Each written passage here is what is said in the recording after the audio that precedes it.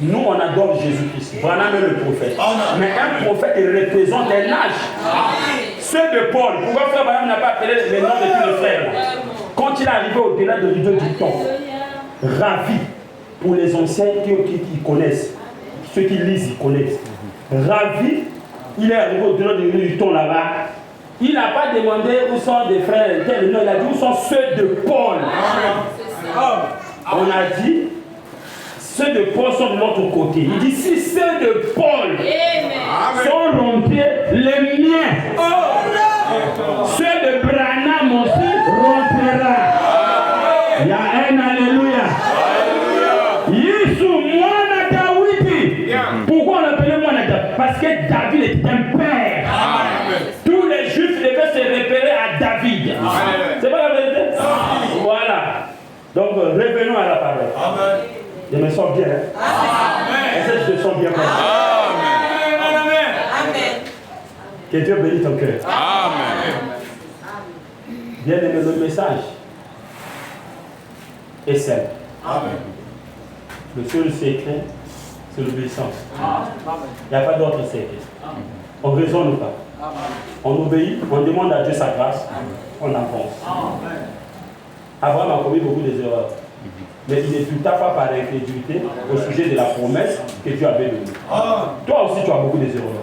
Mais ne doute pas par incrédulité au sujet de ce message. Avance avec le message. Crois ça. Dieu te fera ça.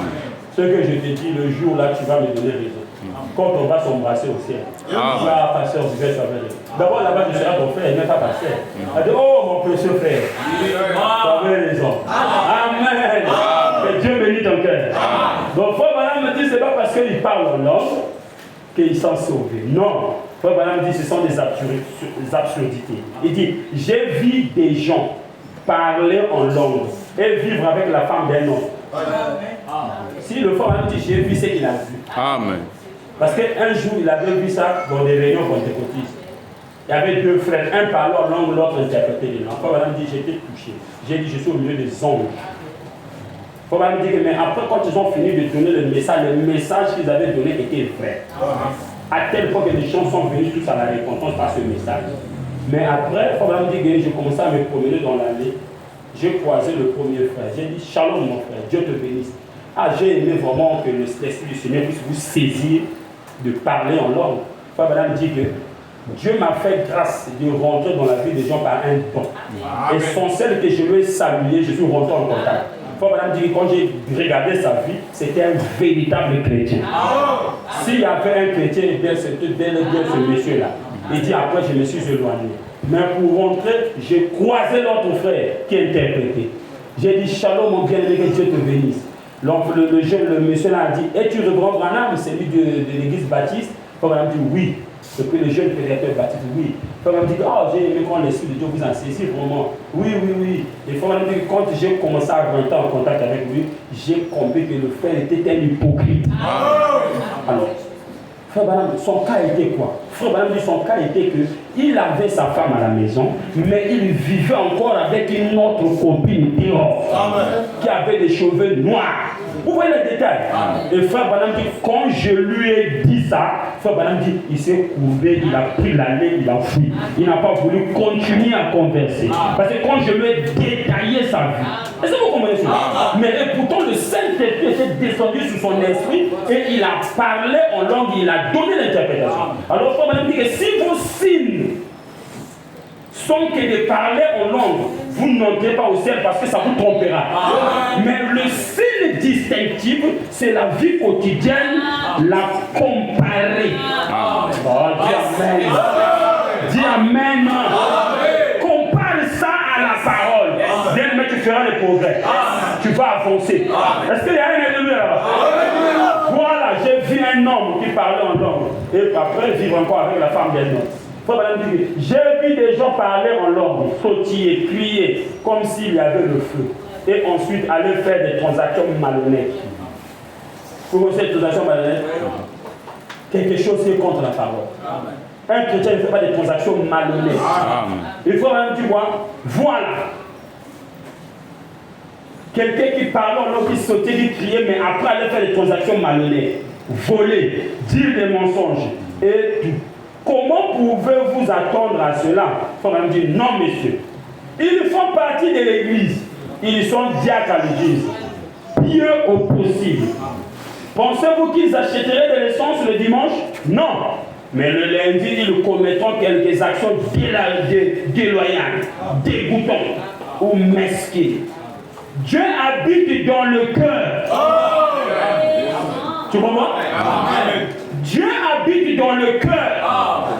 Quand Dieu est dans le cœur, tu ne feras pas des actions malhonnêtes. Parce que Dieu habite dedans. Dieu habite dans le cœur, pas dans ce qui est extérieur. Comprenez? Dieu est dans le cœur, pas dans ce qui est extérieur. C'est quelque chose qui vient du cœur. La vie chrétienne. Et droite est la porte. Resserrez le chemin. Il n'en aura que peu qui l'en trouveront. Même à l'église ici. Il y a des gens qui ont du mal à pardonner les gens. Fais des efforts, mon frère, ma soeur. Il faut apprendre à pardonner. Il faut apprendre à vivre une vie sainte. Amen. Je crois que c'est cette prédication-là qui va amener la sainteté dans ta vie. Le christianisme, on ne la dit pas pour les gens. Oh, mais surtout parfois, les gens entendent souvent dans les foyers. Oh, il y a un amour, il y a des gens changés tellement. De toute façon, c'est moi qui dis toi-même. Mais comment tu veux que le christianisme, qui tu devais vivre, l'autre puisse la vivre? Le prophète dit que c'est toi qui dois vivre le christianisme pour prouver à l'autre qu'il a tort de mener la vie qu'il mène là. Tu ne peux pas dire à l'autre de vivre le christianisme et tu ne vis pas. Toi, tu vis le christianisme et par ta vie, tu démontres à l'autre que tu as tort. Parce que ma vie est un témoignage. Et par ma vie, je peux t'enseigner. Je peux te montrer que tu as tort. Dis Amen.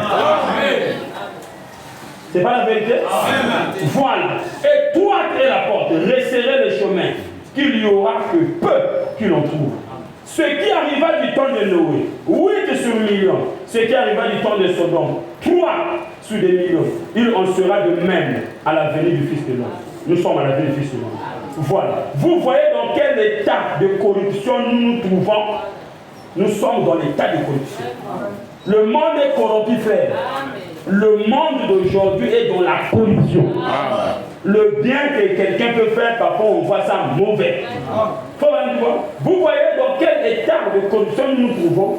Vous voyez comme toutes les pensées de l'homme, ils seront là et le diable fait monter en chair des prédicateurs habiles qui laissent les gens s'en tirer ainsi. Dis Amen. Pourtant, le monde est dans un état de corruption. Mais le diable aussi fait monter dans des chairs de prédicateurs habiles qui laissent les gens s'en tirer avec leur péché. Pendant que le monde est dans un état de corruption, mais le diable fait monter des prédicateurs, on appelle ça comment? Des prédicateurs poules mouillées qui laissent les gens s'en tirer. Et puis les gens là attendent la venue du Seigneur. Comment on peut attendre la venue du Seigneur avec le péché qui nous enveloppe si facilement? On ne peut pas croiser le Seigneur avec le péché. Dieu n'aime pas le péché. Mais Dieu aime le pécheur. Quand tu es pécheur, tu implores la miséricorde de Dieu et Dieu va te sauver.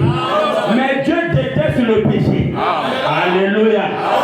Et le diable fait monter des prédicateurs habiles, des faux prédicateurs qui ont peur d'attaquer le péché et les gens s'en tirent comme ça. Des gens viennent à l'église, ils viennent dormir et puis ils s'en tirent comme ça. Des gens viennent à l'église, ils font seulement 30 minutes, puis ils finissent par faire des transactions malhonnêtes. Comme j'avais dit, tout ce que vous voyez dans les bars, ce n'est pas des païens qui ne prient pas, c'est des gens qui prient les dimanches. Les dimanches, ils sont complets de noir blanc avec des cravates. Et dans la semaine, ils boivent, ils fument, ils sont dans de mauvaises vies. Ils ne peuvent pas supporter d'avoir une seule femme, il faut aller prendre la femme du voisin, il faut des copines, il faut la vie de souillure. Et les prédicateurs qui montent à la chaîne, ils vous prêchent, ça veut dire Zola Saneno, Bete Kondeno Nambundani, Nansi Sani, Bete Yidikeno.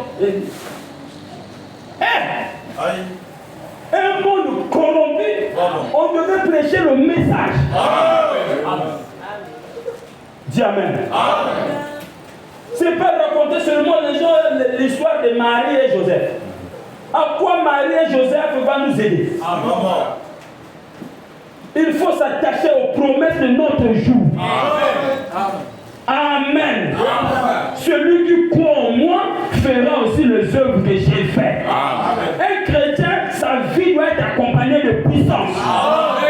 Cette puissance doit d'abord commencer par les transformations de sa vie. Donne-moi amen. D'un pécheur à un saint. Dis alléluia. Et quand la vie est transformée, et puis les signes et les miracles l'accompagnent. Est-ce qu'il y a un alléluia? Il y a un alléluia. Voilà, le diable fait monter des prédicateurs habiles sur les chairs, qui ont peur de condamner le mal. Alléluia. Les gens qui viennent à l'église avec le péché, qui repartent avec le péché, sans même l'envie de demander pardon à Dieu. C'est que l'évangile est devenu social. Est-ce qu'il y a un amen? Il y a un amen. Oh, frère Branham dit, l'autre jour, une personne m'a dit, je ne voudrais pas vous voir. Non, attends. L'autre jour, une personne m'a dit, je ne voudrais pas vous avoir à ma chair. Mes femmes perdront la tête à cause de vous. Amen. Vous comprenez? Amen. Tu comprends que Branham était un prédicateur de la sainteté. Dans la foi, il ne faut pas jouer avec cet homme-là. Quand les gens se moquent de frère Branham, dites à ces personnes-là, l'honnêteté qui avait frère Branham, vous n'avez pas ça. Alléluia. Un homme honnête, juste et droit, avec une vie sanctifiée. Un prédicateur lui a dit, je ne voudrais même pas te voir du haut de ma chaîne, parce que mes femmes perdront la tête. Frère Branham me dit, non, ça leur remettra la tête en place, parce qu'ils ont déjà la tête perdue. On est un alléluia là pour les autres. Si moi, Branham, je viens, la tête reviendra en place. Est-ce qu'il y a un amen? Parce que même dans des foyers, les femmes qui insultent les maris. Les femmes qui manquent de respect à leur mari.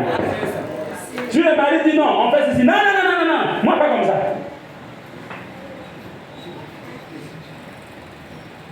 Et cet homme-là ne voulait pas voir frère Branham à sa chair.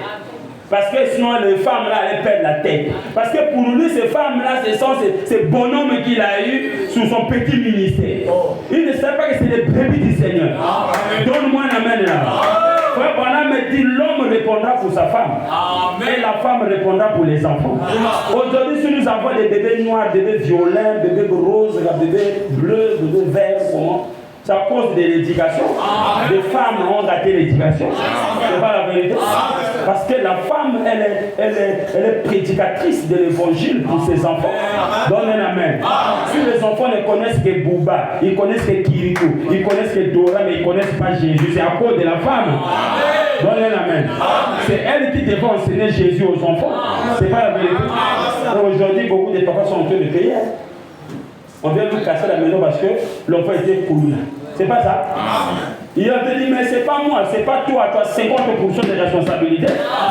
C'est pas la vérité. Est-ce que c'est pas la vérité? Est-ce que c'est pas la vérité? L'enfant ne sort pas d'un arbre. Ce que vous avez raté, voilà pourquoi l'enfant a pris de mauvaises directions. La Bible nous enseigne, instruit tes enfants sur la voie qu'ils doivent suivre. Après, quand ils seront grands, ils ne s'en détourneront pas. Mais le temps que tu allais instruire les enfants sur la bonne voie, toi-même tu n'es pas dans la bonne voie. Tu vas amener les enfants où?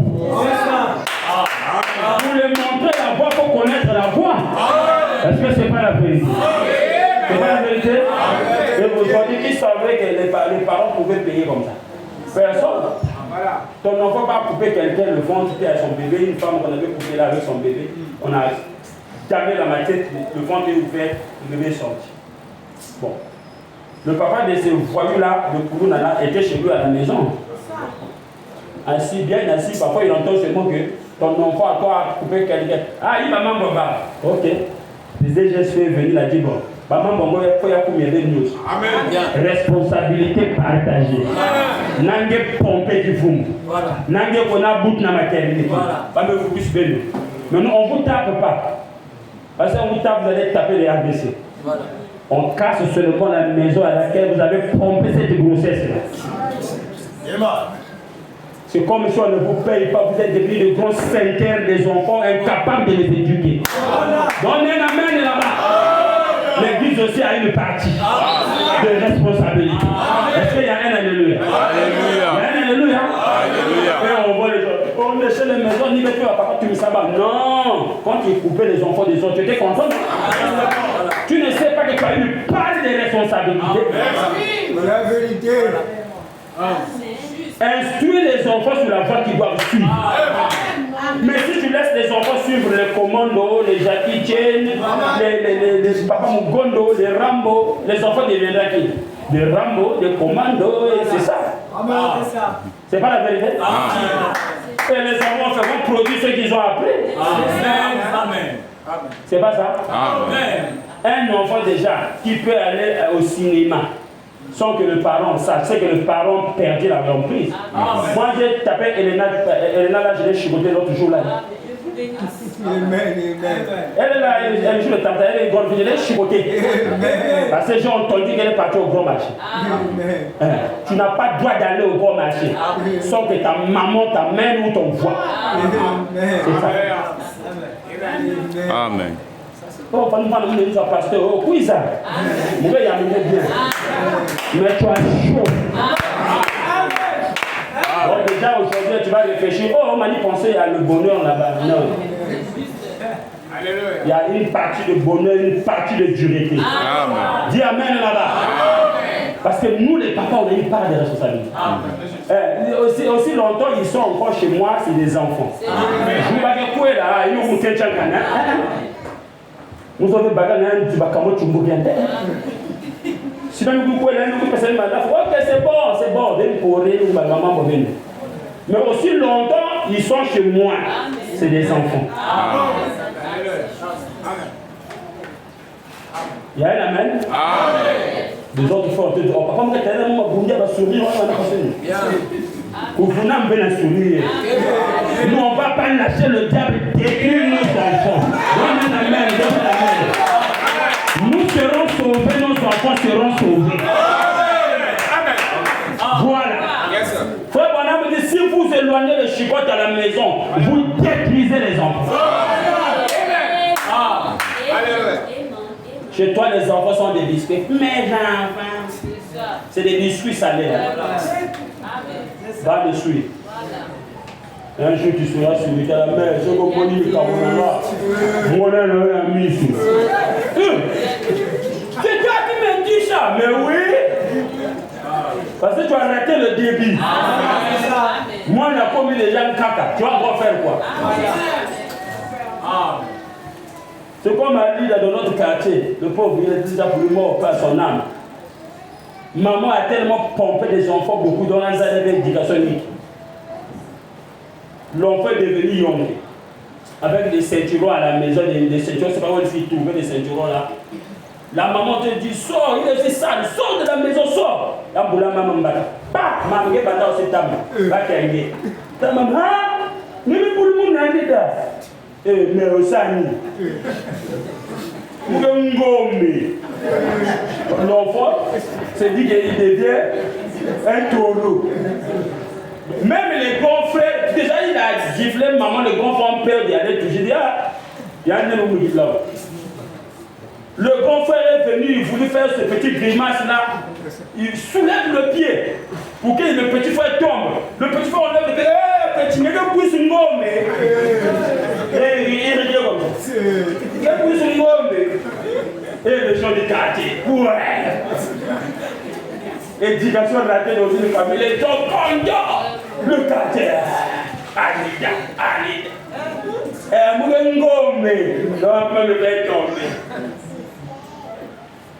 Il est parti prendre maintenant le couteau. Vous voyez les hommes. Et il vient avec le couteau. Et là, c'est le grand frère qui est en train de griller les arachides. Il y avait un gros couvert comme cocotte qui était là. Le grand, si le grand était obligé de prendre le couvert qu'on cocotte là, il se lève. Mais avec la peur, parce qu'il sait que le petit frère est devenu la tête en l'air. Le grand frère tient le couvert. Alida, puis vous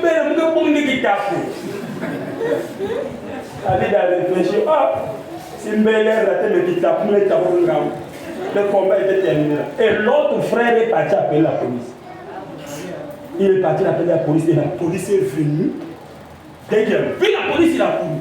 La police, quand ils sont un peu plus rapides, les policiers là, on a rattrapé, on est parti dessus. C'est là où on a fait des dépositions en plus. Vous voyez l'éducation? Mes enfants. On voit les enfants les soirs de dimanche. Mes enfants. Vérifie ce que les enfants suivent, qui sont les camarades de tes enfants.